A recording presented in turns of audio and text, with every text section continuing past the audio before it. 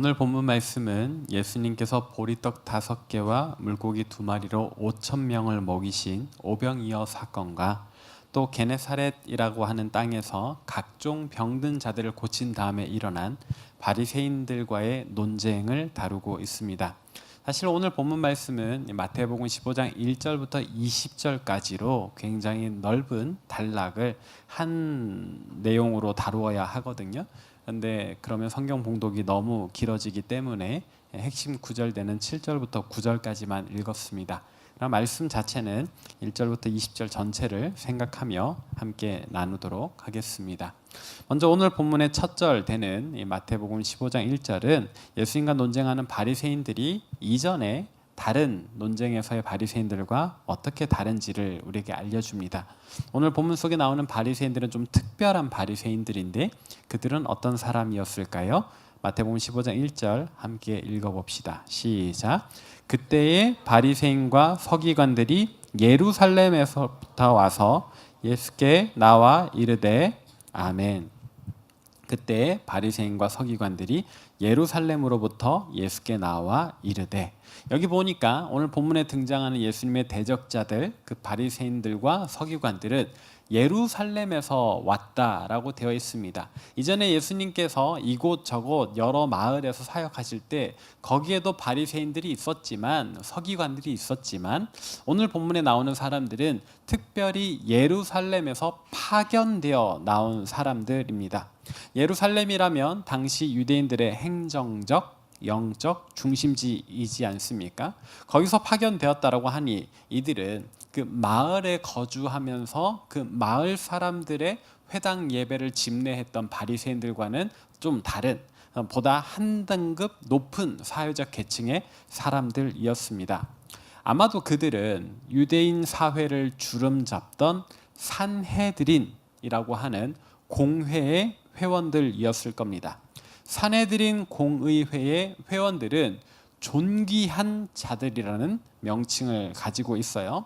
이들은 전체 바리새인들 중에서 딱 70명, 때에 따라서는 72명 정도만 선정이 됩니다. 그러니까 특별히 뽑힌 사람들이라는 겁니다. 이들은 율법을 기준으로 종교 재판까지 열 수 있습니다. 그래서 해당하는 사람에게 벌금 또는 태형의 형벌을 가할 수도 있는 일정량의 사법권을 가지고 있어요. 이 산헤드린 의회가 딱 하나 가지지 못한 권한이 있는데 바로 사형권입니다. 그래서 빌라도 총독에게 예수님을 십자가에 못 박아 달라고, 그에게 사형을 언도해 달라고 요청했던 이들, 바로 이 산헤드린 공의회 회원들이겠고, 그들이 빌라도에게 요청했던 그 이유가 자신들이 막강한 권력, 모든 걸 할 수 있지만 단 하나 사형권이 없기 때문에 예수님의 사형을 위해서 빌라도 총독에게 그렇게 요청을 했던 겁니다. 그런 사람들이 이제 예수님과 예수님의 제자들을 찾아왔어요. 각지에서 예수에 대한 소문이 난무합니다. 어떤 이들은 예수가 하나님의 아들이라고 하고, 또 어떤 이들은 그런 사람들 이대로 두고 볼 거냐 이렇게 항소를 올리기도 하니까 이제 진상 조사를 위해 특별 조사관으로 이들이 오늘 예수님을 찾아온 겁니다. 그러니까 저들과의 만남은 예수님 혹은 예수님의 12 제자들에겐 굉장한 압박으로 다가올 수 있지요. 그렇지 않겠습니까?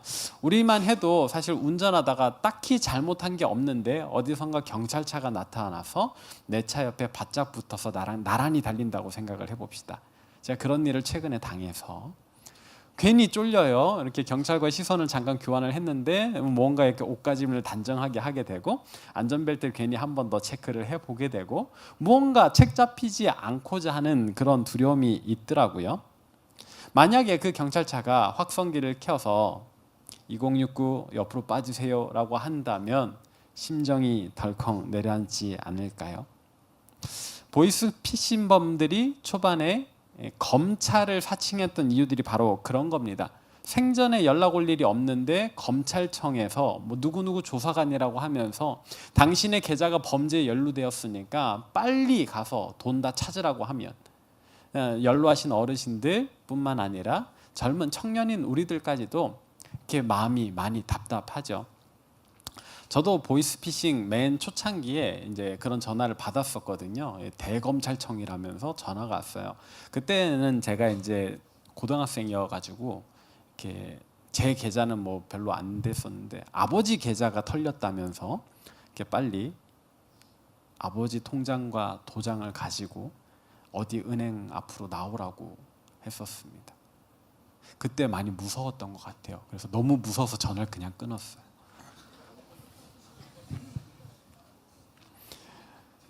그 감정을 생각해 보니까 오늘 예수님과 이 바리새인들과의 만남 속에 이 제자들의 긴장감은 대단했을 것 같습니다.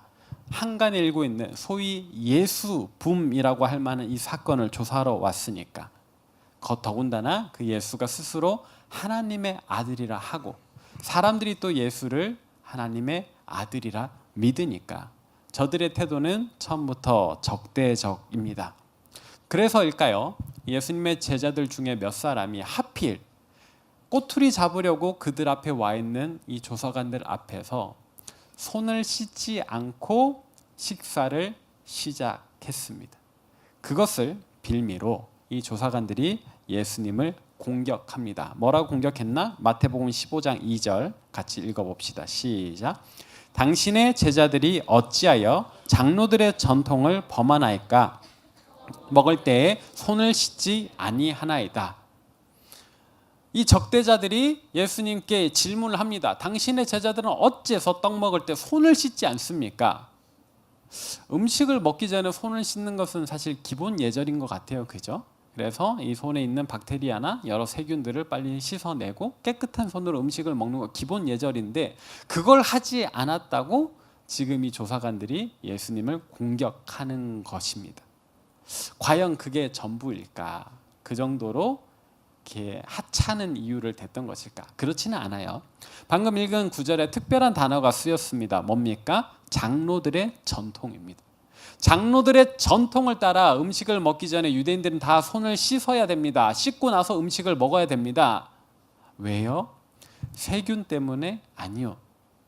한 차원 더 높은 이유가 있습니다. 바로 영적인 측면입니다. 유대인들은 특히나 이 시대 로마의 지배를 받고 있는 이들은 하나님 나라로서의 이스라엘을 회복하기를 원하잖아요. 그래서 자기들 가운데 부정한 것은 용서할 수가 없는 거예요. 우리는 정결한 하나님의 백성, 하나님의 나라를 찾아야 되기 때문에 이 정결 예법에 대해서 굉장히 노이로제 증상이 있는 것처럼 지킵니다. 그래서 우리가 밖에 나가면 뭐 그냥 벤치 이런 데 앉을 수 있잖아요. 그런데 이 벤치에 뭐가 앉았을지 어떻게 알아요? 성경에 보니까, 모세오경에 보니까 동물들의 사체, 곤충의 사체, 뭐 이런 생명이 없어진 그 시신들은 다 부정한 겁니다. 근데 이 부정은 전염이 돼요. 그래서 부정한 것들이 앉은 그릇 이런 거 물로 씻어야 됩니다. 부정한 것들이 앉았던 그 자리, 거기 파내야 됩니다. 그런데 내가 앉았어요. 근데 여기에 이전에 곤충 시체가 앉았다가 바람에 날려 날아갔다면 이 자리 부정한 자리, 내가 거기를 앉았다면 나도 부정해졌다라는 거예요. 그런데 이거를 내가 알았나? 몰랐지. 모르니까 어떻게 해요? 그냥 손을 씻어서 내 이 부정함을 다 해결해야 된다. 이게 장로들의 전통의 내용입니다. 부지 중에 알지 못하는 사이에, 나도 모르는 사이에 내가 부정해졌을 수 있으니까 그냥 냅다 씻는 겁니다. 그래서 나를 정결하게 하고 음식을 먹는 것, 하나님 주신 음식을 받아 먹는 것, 이게 지금 바리새인들이 이야기하는 장로들의 전통이에요. 그런데 이 장로들의 전통은 엄밀히 말하면 율법과는 좀 다릅니다. 율법은 말 그대로 하나님께서 모세를 통해 내 백성은 이래야 된다라고 명령하신 거고요. 이 장로들의 전통은 그 명령이 좀 둥글둥글한 부분들이 있단 말이에요. 구체적인 적용을 어떻게 해야 되는가를 설명해 주는 겁니다. 예를 들어서 십계명 중에서 안식일을 기억하여 거룩히 지키라 라는 계명이 있습니다. 어떻게 하는 게 거룩하게 지키는 안식일인가요? 저는 중학교 때 가요를 전혀 듣지 않았습니다. 왜냐하면 당시에 저를 지도해 주셨던 교학교 선생님께서 주일에 가요 들으면 지옥 간다고 가르쳐 줬어요. 성경에 그런 내용은 없습니다만, 그러나 안식일을 기억하여 거룩히 지키는 한 방법으로서 세상 음악 듣지 말고 온전히 하나님께 집중하라라는 마음으로 그렇게 지도를 해 주신 거죠. 이 지도가 오늘 본문에 나오는 장로들의 전통이라고 할 수 있겠습니다. 성경에 그런 내용은 없죠. 주일에 가요 들으면 지옥 간다 이런 내용은 없지만, 안식일을 기억해서 거룩하게 지키는 실천 방법 중에 하나로 누군가가 제시를 해주는 것. 근데 그게 그냥 우리 안에서 이렇게 제시를 하는 게 아니라 사내들인 공의회에서 정해 주는 겁니다. 오랜 역사 동안에. 그들의 이 장로들의 전통은 오늘날까지도 이어집니다. 특별히 대표적인 저서로는 탈무드가 있겠습니다.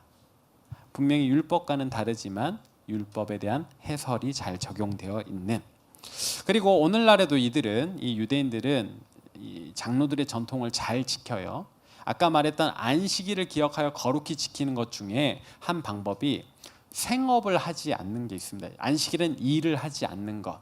근데 이 일을 하지 않는 것에는 음식을 조리하기 위한 불을 피우는 게 또 있습니다. 그래서 안식일에 밥을 해 먹으면 안 돼요. 구약 시대 때 이스라엘 백성들은 식당이 없으니까 토요일에 그들로서는 금요일에 토요일 먹을, 안식일에 먹을 음식까지 미리 다 해놓는 겁니다. 그러면 안식일의 식사는 다 식은 음식이겠죠. 그래도 내가 하나님 앞에 거룩하게 살기 위해서 그런 음식을 기꺼이 먹는 겁니다. 근데 이 불 피우지 말라는 조항을 오늘날까지도 문자적으로 지켜요. 그래서 우리가 실생활 속에 우리 눈에 보이지 않지만 분명히 불을 피우는 행위가 있습니다. 뭘까? 자동차에 시동 거는 겁니다. 이제 전기차는 괜찮나? 네. 근데 아무튼 내연기관은 시동을 걸면 엔진에 불이 붙잖아요. 내가 불을 피우는 거란 말이죠. 안식일에 불을 피우면 안 되잖아요. 장로들의 전통을 따라. 그래서 유대인들은 안식일에 운전을 하지 않습니다. 아무도. 그러면 어떻게 해요? 기사를 고용하면 됩니다. 유대인이 아닌 팔레스타인 사람으로. 이게 우리가 볼 때는 좀 웃겨요. 이게 눈 가리고 아웅하는 것 아닌가 싶은데, 유대인들은 그래요. 하나님의 말씀이야 율법을 지키기 위해서라면 어떻게 해야 될까? 우리 실생활도 챙기면서 율법도 어기지 않는 그 어딘가를 찾아내기 위해서 열심히 머리를 굴린단 말이죠. 그래서 똑똑한가 봐. 아무튼 그 방법 중에 하나로, 분명히 율법에 되어 있는 건 아닙니다. 그러나 장로들의 전통에 우리의 부정한 상태로 음식을 먹지 않기 위해 너희는 항상 외출하고 나면 손을 씻으라는 조항이 있는데, 예수님의 제자들이 그만 손을 씻지 않고 음식을 먹었습니다. 그들 앞에서요. 그래서 예수님께 이와 같은 공격을 하니까 예수님 보시기에 저들의 질문은 하등 쓸데없는 시비에 불과하죠. 그래서 예수님께서 그들이 근거로 삼은 장로들의 전통이 얼마나 허술한지 역으로 공격하셨습니다. 너희는 어찌하여 너희의 전통으로 하나님의 계명을 범하느냐? 너희가 말하는 그 장로들의 전통으로 오히려 하나님의 계명을 범한다라고 호통을 치십니다. 그들의 대표적인 행동 고르반이라고 하는 행동을 꼬집으면서 말입니다. 그러면서 예로 든 것이 이것인데요. 10계명 5계명 내 부모를 공경하라. 공격하라 아니고 공경하라. 부모에게 이렇게 순종하는 태도를 이야기를 합니다. 노년이 되신, 그래서 경제권이 없는 부모님을 잘 모시는 것도 포함되겠습니다. 특히 일하실 수 없는 병중에 계신 부모라면 더더군다나 자녀의 의무가 강조가 됩니다. 그런데 많은 돈이 들어요. 부모를 모시다 보면, 섬기다 보면 많은 돈이 들게 돼 있습니다. 내 한 몸 먹을 음식과 부모님 드실 음식을 같이 준비하는 건 당연히 경제적으로 차이가 나겠죠. 그런데 이 바리새인들이 자신들이 교육하고 양육하고 가르치는 일반 평민 계층의 유대인들에게 뭐라고 이야기를 하냐면, 한 유대인이 고민을 하는 겁니다. 저 선생님, 저희 부모님 댁에 보일러 하나 놔드려야 되겠어요. 이제 곧 날씨도 추워지는데 보일러가 오래돼가지고 뭐가 잘 안 되는 것 같아요. 그랬을 때 이 사내들인 공의의 바리새인이 듣고 뭐라고 이야기를 하는가? 그래? 우리 회당에도 보일러가 필요한데 너 어차피 보일러 살 거면 그 보일러 회당에다 놓자. 저희 부모님 댁에 놔드려야 되는 건데요. 야, 하나님이 중요해? 부모님이 중요해? 네가 보일러 2대를 사든지 아니면은 부모님은 내년에 사드리고 올해는 회당에 놓자 라고 하는 겁니다. 그러면서 면제권을 주는 겁니다. 이 사람들의 이 찝찝한 마음에 하나님께 드림이 되었다. 이게 고르반이란 말이거든요. 하나님께 드렸으니까 됐다. 너희 부모님도 이해하실 거다. 아무도 그거 지탄할 수 없다. 하나님께 드린 건데 부모보다 하나님은 먼저지. 이게 장로들의 전통의 그 당시에 유행하던 행동입니다. 사실은 하나님의 이름을 들먹여 자기들의 배를 채우는 것. 여호와의 이름을 망령되게 일컫지 말라 했던 십계명을 어기는 또 다른 행동입니다. 하나님의 이름으로요. 그래서 하나님께서 이 바리새인들에게, 사내들인 공의회 회원들에게 뭐라고 비판하셨습니까? 오늘 본문인 마태복음 15장 8절에서 9절 같이 읽습니다. 시작. 이 백성이 입술로는 나를 공경하되 마음은 내게서 멀도다. 사람의 계명으로 교훈을 삼아 가르치니 나를 헛되이 경배하는도다 하였느니라 하시고, 입술로는 하나님의 일을 한다 하지만 마음으로선 전혀 하나님의 일을 하지 않아 나를 헛되이 경배하는 자들이다. 바리새인이라고 하면 더군다나 유대 땅 전역에서 70명으로 엄선한 사내들인 공의회 회원이라고 하면 얼마나 거룩한 척 해댔겠어요? 얼마나 다른 사람들의 존경을 사고 싶었겠어요? 그 거룩함으로 무장한 그 사람들이요, 하나님을 예배하는 삶을 산다는 그 사람들이요, 사실은 하나님을 헛되게 경배하는 사람이라고 예수님이 선을 확 그어버리신. 저들이 성경을 몰라서 그런 행동을 했을까? 아니요. 저들은 하나님을 너무 잘 압니다. 성경을 너무 잘 알았어요. 그래서 다른 사람들에게 성경 해석, 성경의 적용점, 일상생활 속에서 실천 방법도 알려주잖아요. 근데 그 와중에 간사하게 자신들의 필요를 채우는 고르반 따위를 만들어냈던 사람들입니다. 얼마나 똑똑했으면 그런 틈을 비집어내서 하나님의 이름으로 자기들의 욕심을 채우기까지 했을까? 그렇게 본다면 그들이 정말 하나님을 경외하는 사람들이 맞는가? 사실은 무신론자 아닌가? 하나님 무서운 줄 모르는 그런 사람들이요. 그들 스스로도 그렇게 잘못된 신앙생활을 하니 그들에게서 배우는 다른 사람들, 일반 평민들 제대로 된 신앙생활을 할 수 있었을까? 그래서 예수님 비유하기를 맹인이 맹인을 인도하는 것 같다라고 말씀하셨죠. 자, 이제 그 당시 바리새인들, 사내들인 공의회 회원들의 이야기를 했습니다. 우리 이야기를 해봅시다. 오늘 우리의 신앙생활은 어떻습니까? 우리는 하나님을 어떻게 알고 어떻게 예배하고 있습니까? 여러분들 이 예배 순서 동안에 하나님을 온전히 바라보고 계십니까? 히스피플과 함께 찬양하면서 하나의 공연을 보고 계시지는 않는지요? 진심으로 여러분들의 마음을 담아 함께 하나님을 높여드리고 있는지요? 기도원 찬양대의 찬양을 보면서 혹시 평가를 하고 계시지는 않습니까? 오늘 귀한 봉헌송 연주가 있었습니다. 다영이 잘한다. 이렇게 초점을 다영이에게로 맞추고 있지는 않았습니까? 그 아름다운 선율에 우리 마음을, 우리의 예물을 담아 하나님께로 올려드리셨습니까? 혹은 이 설교 시간에 정중현 목사님 또 잔소리한다. 오늘은 얼마나 길게 할까? 이런 생각을 하고 계십니까? 아니면 마음의 감동과 찔림으로 새로운 한 주에 대한 회개를 하고 계십니까?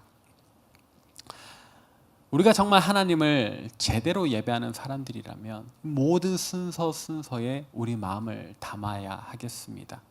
관람이 아니라 직접적인 참여 말입니다. 또한 하나님 더 알기에 힘써야 하겠습니다. 왜냐하면 우리가 사실 하나님 모르면서, 하나님 쥐뿔도 모르면서 신앙생활을 하고 있을 수도 있거든요. 여러분들 하나님에 대해서 어떤 이미지를 가지고 계세요? 사랑의 하나님이라고 생각하십니까? 맞습니다. 우리 하나님은 사랑의 하나님 맞습니다. 우리가 어떤 죄를 짓더라도 그분은 넓은 사랑으로 용서해 주실 것입니다. 그러나 용서만 하시는 하나님 아니십니다. 분명 우리가 잘못할 때 안타까워 하시지만 분노하기도 하신다. 우리를 사랑해서 보듬어 주기도 하시지만 때로는 무서운 징계를 내리기도 하신다. 그래서 그런 하나님을 향해서 우리가 그저 사랑하시는 분이시라, 용서만 하시는 분이시라, 그래서 저분께는 우리가 어떤 짓을 해도 괜찮다, 우리를 언제나 받아주실 테니까 라고 생각한다면 오산입니다. 여러분 친구 중에 누군가에게 쟤는 착하니까 아무렇게나 대해도 돼 라고 한다면 그 괜찮은 태도 맞습니까? 아닐 겁니다. 그를 우습게 보는 겁니다. 그를 얕잡아 보는 겁니다. 띄엄띄엄 보는 거고 그에게 함부로 하는 겁니다. 그런데 그런 행동을 우리가 하나님을 향해서 하고 있을 수도 있다. 질문 하나 하겠습니다. 여러분 인자하신 예수님께서는 공생의 기간 동안에 폭력을 사용하신 적이 있다 없다? 있습니다. 요한복음 2장 13절에서 15절 같이 읽습니다. 시작. 유대인의 유월절이 가까운지라 예수께서 예루살렘으로 올라가셨더니 성전 안에서 소와 양과 비둘기 파는 사람들과 돈 바꾸는 사람들이 앉아 있는 것을 보시고 노끈으로 채찍을 만드사 양이나 소를 다 성전에서 내쫓으시고 돈 바꾸는 사람들의 돈을 쏟으시며 상을 엎으시고. 예수님께서 성전에 들어갔더니 사람들이 장사를 하고 있는 겁니다. 하나님 예배하고 하나님 높여드려야 되는 그곳에서 사리사욕을 채우는 것을 보시고 화가 나가지고 노끈 여기서 말한 노끈이 그냥 우리 책 포장할 때 쓰는 그런 끈 아닙니다. 가죽 채찍을 의미합니다. 이거를 두 겹, 세 겹 해가지고 땅바닥이고 짐승들에게 막 휘두르시는 겁니다. 다 나가라. 성전세를 내기 위해서 돈 바꾸는 자들의 상을 뒤엎어 버리십니다. 발길질을 하시는 겁니다. 예수님께서 폭력을 행사하셨습니다. 근데 예수님께서는 사랑의 아이콘이시니까 폭력을 전혀 행하지 않으신다? 여러분 잘못 알고 계신 겁니다. 여러분들이 만들어낸 예수를 예배하면 안 된다. 성경이 증언하는 바, 성경이 알려주는 하나님을 우리가 알아야죠. 우리가 그렇게 우리 생각에 우리 관념으로 만들어내는 신을 가리켜 뭐라고 합니까? 우상이라고 부릅니다. 우리는 어쩌면 예수라 이름 붙인 또 하나의 우상을 만들어서 그것을 예배하고 있는지도 모르겠어요. 우상, 대표적으로는 절에 있는 불상이겠고 마을 어귀에 있는 장승과 같이 그냥 물질로만 이루어져 있는 아무 능력도 힘도 없는 그것을 우상이라고 하는데, 혹은 선앙당 나무와 같이 그냥 돌이나 나무 자체도 우상이기도 한데,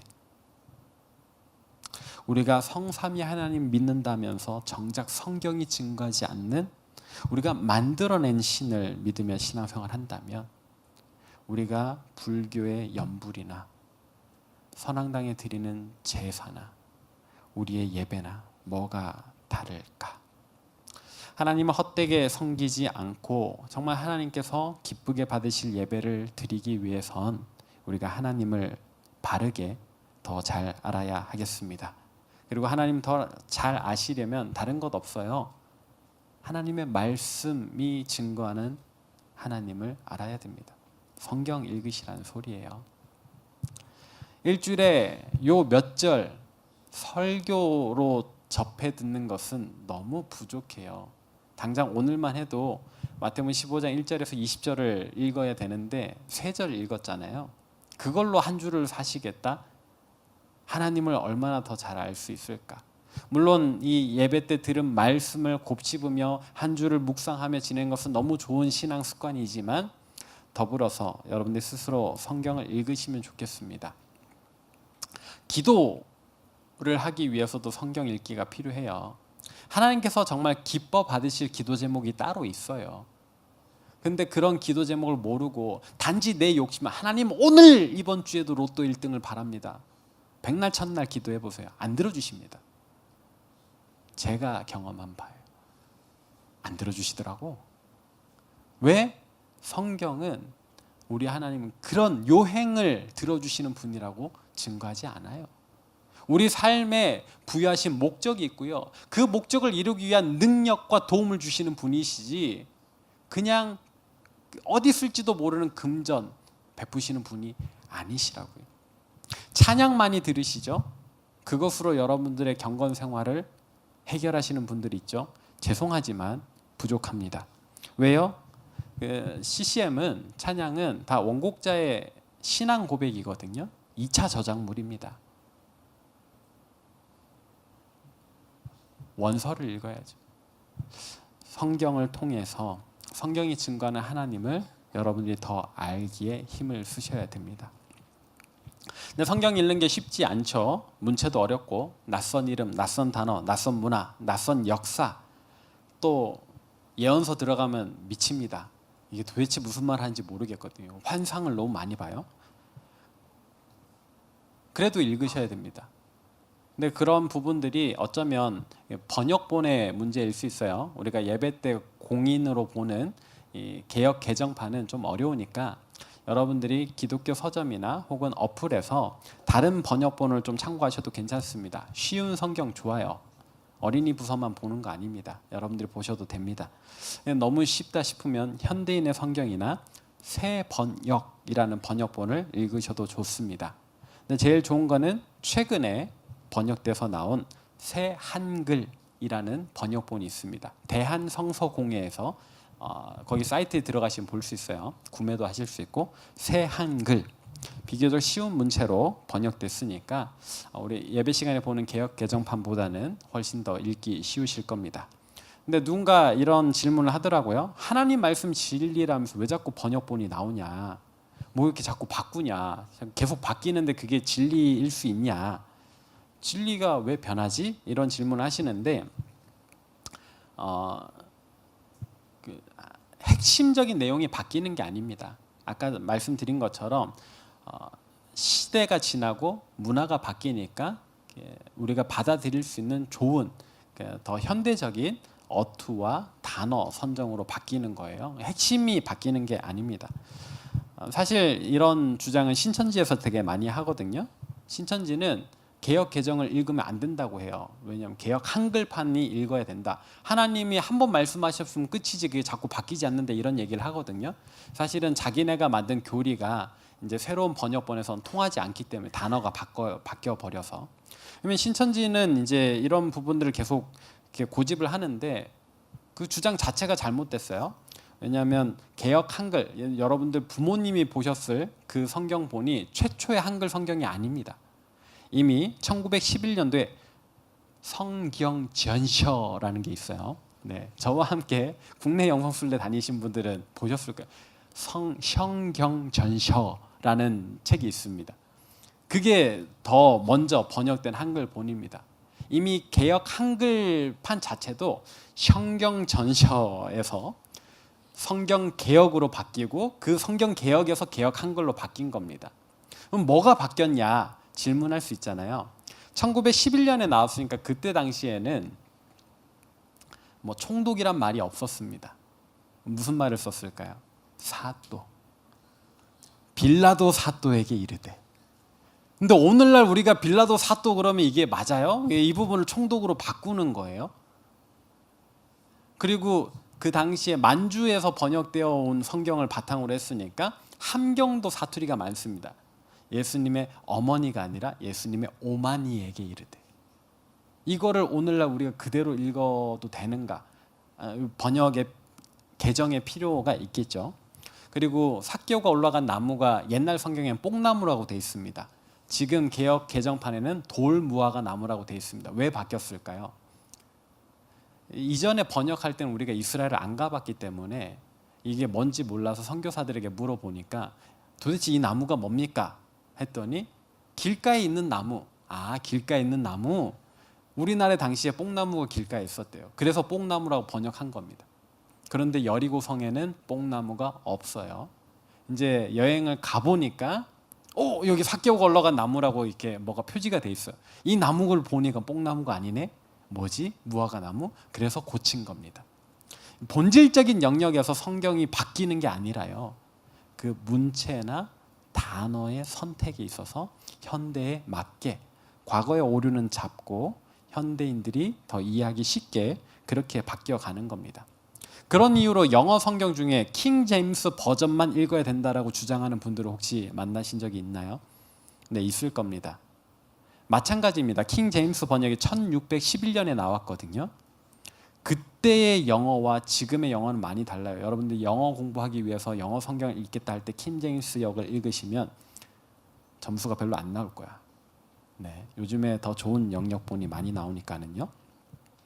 그래도 이 번역이 계속 나오는 거에 대한 거부감이 있으시면 뭐 굳이 영어 성경이든 뭐든 다 번역본이죠. 히브리어 성경, 헬라어 성경 읽으시면 됩니다.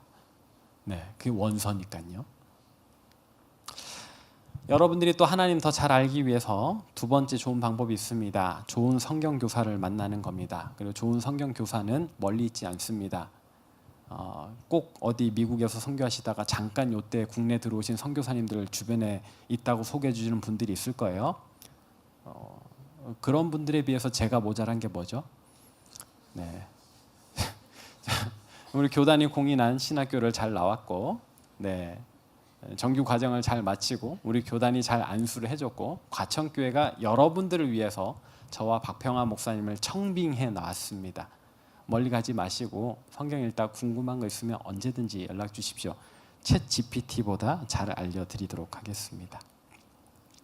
그 외에도 우리 교회가 마련한 행복지기 교육과정이 있어요. 여러분들 좀 열심을 내서 참여하시면 좋겠습니다. 뭐 6주, 10주 길다 하시는데요. 초대교회 때는 세례교육도 3년을 받았어요.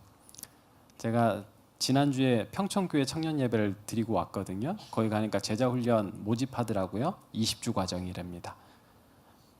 졌어 우리가. 우리는 비교적 짧으니까는요. 할 수 있는 대로 자원하셔서 건강한 영적 성장 누리시면 좋겠습니다. 그리고 그런 의미에서 미리 말씀드릴게요. 내년 겨울 수련회 지금 아무하고도 논의하지 않고 제가 먼저 선포하는 겁니다. 내년 겨울 수련회 시기와 장소는 논의를 하겠습니다만 주제는 정했습니다. 성경이란 무엇인가? 네, 여러분들이 하나님 더 잘 알도록. 벌써 실망하는 표정 뭐지? 네, 창세기부터 요한계시록까지 관통하는 네, 명강사의 네, 준비로 할 테니까 여러분들 미리 성경 읽으시면 좋겠어요. 일독 다 하고 만납시다. 내년 2월에. 근데 정독하실 필요 없어요. 속독하시면 돼요. 나 하루에 20장 읽겠다. 오케이. 이해가 안 돼도 넘어가세요. 일단 눈으로 훑기만 해도 괜찮습니다. 창세기부터 요한계시록까지. 제가 신대원 1학년 때, 그러니까 20살 때 하루에 성경 50장씩 읽었거든요. 20분 만에. 네. 괜찮습니다. 스캔하듯이 촥촥촥. 그래도 여러분들 머리에 남아요. 지금 그것조차도 모른다, 안 남아있다, 안 하신 거예요. 성경은 살아있고 활력이 있고 좌우의 날성과 같이 날카로워서 우리의 심령에 콕 박히니까요. 오늘부터 시작하시면, 내일부터 아니야, 오늘부터 50장 딱 창세기 오늘 읽으시면 됩니다. 말씀을 정리하겠습니다. 사랑하는 여러분, 우리는 하나님을 예배하기 위해 이 자리에 모였습니다. 근데 사실 하나님을 잘 모르기도 하고 그래서 우리가 만들어낸 신을 헛되게 예배하고 있을지도 모르겠습니다. 만일 그렇다면 하나님 얼마나 마음 아프실까? 우리도 이 무슨 헛수고인가? 하나님 바로 알고 하나님 바로 예배하는 저와 여러분이길 소망합니다. 하나님 원하시는 방법대로, 하나님 기뻐하시는 모습대로, 이를 위해서 하나님 더 잘 알기에 힘쓰는 저와 여러분 되어 하나님 헛되게 아니 하나님 올바르게 예배하는 우리 모두 되기를 소망합니다. 우리 이런 마음 가지고 함께 자리에서 일어나셔서 이 찬양 부르겠습니다.